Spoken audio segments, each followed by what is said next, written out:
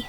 In front of me is DOOGEE V MAX, and today I would like to show you how you can locate all your downloads on this DOOGEE device.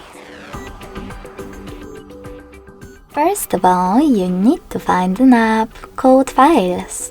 When you find it, click on it. If you never used it before, tap on Continue and then select Browse at the bottom in the middle. Following that, just tap on Downloads category. As you can see, all my downloaded files are over here.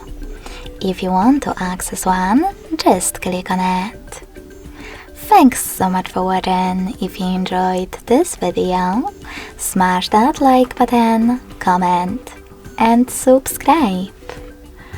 Bye!